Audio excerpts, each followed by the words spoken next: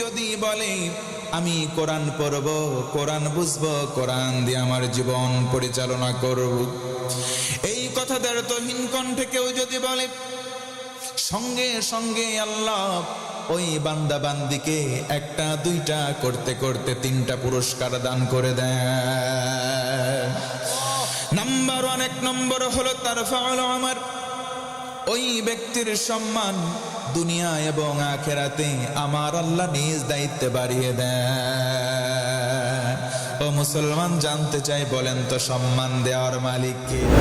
তুইজ্জু মান তাশাউ ওয়া তুযিল্লু মান তাশাউ বিয়াদিকাল খায়র। আল্লাহ রাব্বুল আলামিন বলেন, ও গোলাম, সম্মান আর বেইজ্জতি দেওয়ার মালিক আমি আল্লাহ। তবে শুনে রাখো, জেনে রাখো, সম্মান কেবলমাত্র আমি দেই, তবে কল্যাণকর সম্মান দেই, অসম্মান তোমরাই কামাই করে না। তার মানে বোঝা গেল সম্মান কে দেয়? অসম্মান কিন্তু আল্লাহ সরাসরি দেন না। ও মুসলমান, একটু বোঝার জন্য বলি, এক জায়গায় আগুন প্রজ্বলিত করা হলো, আমি আপনি যদি সেখানে হাত দেই হাত পুড়ে যাবে। এক জায়গায় পানি আছে, যদি সাঁতার না জানি লাফ দিলে ডুবে মারা যাব। কথা বলেন ঠিক কি না? আল্লাহ রাব্বুল আলামিন বলেন, ظهر الفساد في البر والبحر بما كسبت أيدي الناس।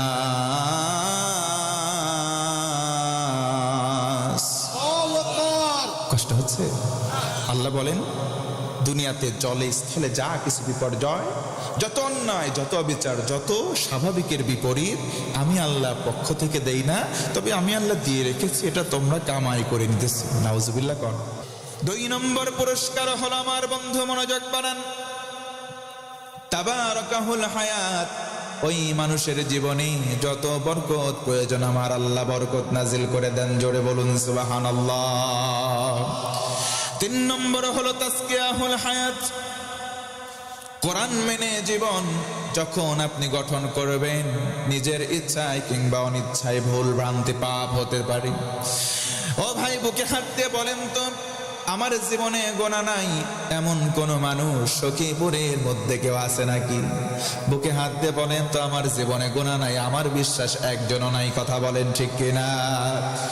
কিন্তু আল্লাহ রাব্বুল আলামিন কোরআন মাননেওয়ালার জীবনটাকে এতভাবে গ্রহণ করবেন, কোরআন মানার কারণে তার জীবনের সমস্ত সগীরা গুনাহ আল্লাহ মাফ করে দিবেন।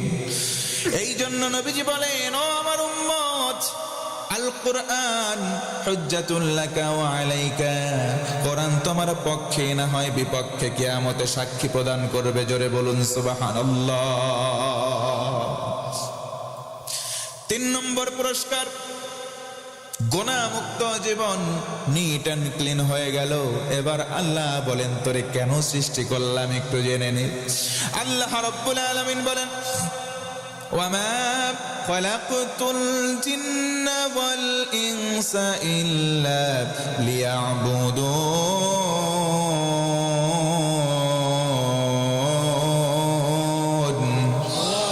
একটু জোরে বলা যাবে না? আল্লাহু আকবার। আল্লাহ রাব্বুল আলামিন বলেন, বান্দারি, জিন জাতি মানুষ জাতি, এই 2টা জাতিকে কেবলমাত্র আমি আল্লাহর গোলামি করবার জন্য সৃষ্টি করা হয়েছে। ও মুসলমান, বলেন তো, গোলামি করব কার? আওয়াজ দিয়ে বলেন, গোলামি করব কার? আমরা আল্লাহর গোলাম। কার গোলাম? আল্লাহর নবীজি বলেন, তাআল্লামুল ফারাইদা ওয়াল কুরআন ওয়া আল্লিমুহান নাস ফা ইন্নী মাকবুদ। আমার উম্মত, তোমরা মনোযোগ দিয়ে শোনো, তোমরা তোমার অধীনস্থদেরকে ফারাইজ শিক্ষা দাও, ফারাইজের বন্টন নীতি শিক্ষা দাও, আর কোরআন শিক্ষা দাও। কেননা আমি রাসূল সারা জীবন থাকবো না, আমি রাসূল একদিন ইন্তেকাল করব। এই শিক্ষা তোমরা জারি রাখো তোমাদের পরবর্তী প্রজন্মের মাঝে, আমরাও জারি রাখবো কোন ইনশাআল্লাহ। আল্লাহর নবীজি সাল্লাল্লাহু আলাইহি ওয়াসাল্লাম ভিন্ন হাদিসে বলেন, আফদালুল ইবাদাতি তিলাওয়াতিল কুরআন। কোরআনের শিক্ষা যদি অর্জন করো, কোরআন তেলাওয়াত করলে এটা সবচাইতে উত্তম ইবাদত হয়ে যায়। জোরে বলুন সুবহানাল্লাহ। খায়রুকুম মান তাআল্লামাল কুরআন ওয়া আল্লামা। হযরত উসমান থেকে বর্ণিত, আল্লাহর রাসূল বলেন, শোনো, যারা কোরআন শেখে আর যারা মানুষদেরকে কোরআন শেখায়, এই দুই শ্রেণীর মানুষ গোটা মানুষের মধ্যে সবচাইতে আল্লাহর কাছে উত্তম হয়ে যায়। কোরআন শিক্ষা করার দরকার আছে না নাই? আল্লাহর নবীজি সাহাবীদেরকে সঙ্গে নিয়ে চলে গেলেন আব্দুল্লাহ আনসারীর বাড়িতে। তিনি কোরআন আনলেন। আব্দুল্লাহ, তুমি বাড়ির মধ্যে আছো নাকি? ভেতর থেকে কোনো আওয়াজ না পেয়ে নবীজি সাহাবীদেরকে নিয়ে সেখান থেকে প্রস্থান করলেন। নবীজি গুটি গুটি পায়ে কিছু দূর অগ্রসর হয়ে গেলেন। আব্দুল্লাহ আনসারী দৌড়িয়ে বাড়ি থেকে বের হয়ে কাঁদো কাঁদো কণ্ঠে বলেন, ইয়া রাসূলুল্লাহ, আমার ভুল হয়েছে, বিলম্ব হওয়ার কারণে আমি মাফ চাই, যেই শাস্তি হয় আমাকে দেন, মাথা পেতে নেব। জোরে বলুন আল্লাহু আকবার। হযরত আব্দুল্লাহ আনসারী এসে হাউমাউ করে কান্না করেন, ও মুসলমান। নবীজি বলেন, আমার সাহাবীরে, তোমাকে তিনবার ডাক দেওয়া হলো, কেন তুমি আসো নাই? তোমার নামে কয়েকদিনের অভিযোগ, তুমি নামাজ শেষে সালাম ফেরানোর পর পর কেন বাসায় চলে যাও? কান্নার বেগ আব্দুল্লাহর বেড়ে গেল। ডেকে বলেন, ইয়া রাসূলুল্লাহ ওয়া ইয়া হাবিবাল্লাহ, দুঃখের কথা কেমন করে বলি? যেহেতু আপনি আমার বাড়ি পর্যন্ত চলে এসেছেন, কারণ তো আমার বলাই লাগবে। আমি, আমার সন্তান দুইজন আর আমার স্ত্রী বাড়িতে, আমরা মোট 4 জন, কিন্তু পোশাক আমাদের নাই, মাত্র একটা পোশাক। ইয়া রাসূলুল্লাহ ওয়া ইয়া হাবিবাল্লাহ, আপনার জবানে মুবারক থেকে কোরআনের কওল শুনেছি, কু আনফুসাকুম ওয়া আহলিকুম নার, তুমি নিজে বাঁচলে হবে না, আহলদেরকেও জাহান্নামের আগুন থেকে বাঁচাতে হবে। ইয়া রাসূলুল্লাহ, এই জন্য আমি নামাজ পড়লে না হয় জাহান্নাম থেকে বাঁচবো, আমার স্ত্রী নামাজ না পড়লে জাহান্নামে যাবে। কথা বলেন ঠিক কিনা? কিন্তু আমার পোশাক একটা, পোশাক বাদে সতর ঢাকা হয় না, সতর ঢাকা না হলে নামাজের ফরজ তরক হয়, নামাজ হবে না। কথা বলেন ঠিক কিনা? এই জন্য ফরজ আদায় হয়ে যায়, সঙ্গে সঙ্গে দৌড়িয়ে আমি বাড়িতে চলে যাই। ঘরের মধ্যে একটা গর্ত করা আছে, আমার স্ত্রী উলঙ্গ হয়ে ওই জায়গায় বসা, আমি গিয়ে উলঙ্গ হয়ে ওখানে বসি, আমার পোশাকটা আমার বিবিকে দে, আমার বিবি পরিধান করে নামাজ আদায় করে। ইয়া রাসূলুল্লাহ, ইয়া হাবিবাল্লাহ, আমি তো বাড়িতে আসলাম, গর্তের মধ্যে উলঙ্গ অবস্থায় বসা ছিলাম, আমার স্ত্রী নামাজরত, আমার পরনে কোনো পোশাক ছিল না, এই জন্য আপনার কথার কোনো জবাব দিতে পারি নাই, ভুল হলে আমাকে মাফ করে দেন। কোন সুবহানাল্লাহ। হযরত নবীজি আমার কথাগুলো শুনলেন, চোখ দিয়ে দর দর করে পানি। আরে আব্দুল্লাহ, তোমার এত কষ্ট, তুমি কেন আমাকে বলো নাই? সুবহানাল্লাহ। অথচ এই দয়ার নবী নিজে কষ্টে থেকেছেন, উম্মত সাহাবীদেরকে কষ্ট করতে দেন নাই। কথা বলেন ঠিক কিনা?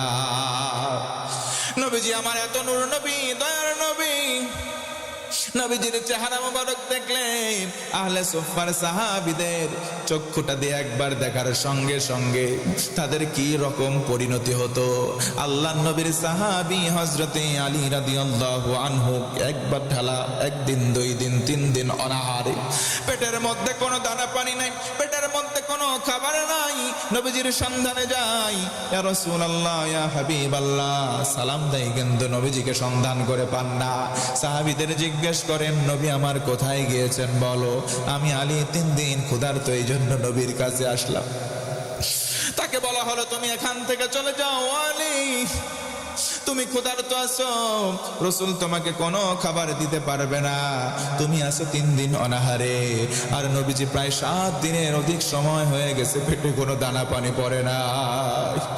আজকে সকালবেলা রাসূল আমার পাথর পেটে বেঁধে কোথায় যেন চলে গেলেন। আলী, তুমি দ্রুত এখান থেকে চলে যাও, দ্রুততার সঙ্গে জায়গা থেকে তুমি ত্যাগ করো, আল্লাহর রাসূল তোমাকে কোনো খাবার দিতে পারবে না। হযরতে আলী বললেন, কি বলো? আমি তো খাবার চাইতে আসি নাই, আমি নবীর কাছে দ্বারস্থ হই, নবীজির চেহারা মোবারক দেখবার জন্য। আমি যদি 1 বার 2 বার 3 বার হয়, এমনকি 3 দিন 4 দিন 5 দিন হয়, অনাহারে থাকা অবস্থায় দৌড়িয়ে নবীর কাছে বরাবর চলে আসি, নবীজির চেহারা মোবারক একবার দেখি। ও মুসলমান, আলী বলেন, নবীজির চেহারা মোবারক একবার দেখার সঙ্গে সঙ্গে আমি আলীর পেটের ক্ষুধা নিবারণ হয়ে যায়। এই জন্য তো আমি রাসূলের কাছে আসলাম, আমি তো খাবার চাইতে আসি নাই। ও মুসলমান, শুধু সাহাবীরা এমন করেই মহব্বত করতেন না। আব্দুল্লাহ আনসারী যখন কথাগুলো বললেন, নবীজি ঠুস ঠুস করে চোখ দিয়ে পানি পড়ে। আহার, তোমার কাপড় নাই, তুমি আমাকে কেন বলো নাই? কিন্তু বুঝলাম তুমি সন্তান এবং বাচ্চা নিয়ে, তোমার একটা সন্তানকে দেখলাম শিকল দিয়ে বেঁধে রেখেছো, আর একটা বাচ্চা কোলে। এই সন্তানকে শিকল দিয়ে কেন বেঁধে রেখেছো বলো? আল্লাহ রাসূলের জবাবে বললেন, ইয়া রাসূলুল্লাহ, ওই যে পাশের জমিটা একটা ইহুদির জমি, একটা খেজুর গাছ বাঁকা হয়ে ডালটা আমার জমির উপরে পড়ছে, ওখান থেকে খেজুরগুলো টস টস করে আমার বাড়ির উঠানে পড়ে। আমার সন্তান তো আর জানে না ওইটা খাওয়া হারাম, কারো কোনো জিনিস না বলে খাওয়ার নাম চুরি করা, এটার নাম হারাম। কথা বলেন ঠিক কিনা? আমার সন্তান তো বোঝে না। আমি যদি না থাকি, আমার সন্তান ওইটা কোরআনোর অভিনয় করে ফুল কোরআনোর মতো করেও খেয়ে ফেলতে পারে। এই ভয়ে আমি শুনেছি আপনার জবান থেকে, কারো শরীর যদি হারাম দিয়ে গঠিত হয়, সেই শরীর জাহান্নামে যাবে। আমার সন্তান হয়ে জাহান্নামে যাবে, এটা আমি হতে দেব না। এই জন্য আমি আমার সন্তানের হাত পা শিকল দিয়ে বেঁধে রেখেছি, যাতে খেজুর খেতে না পারে। আল্লাহু আকবার।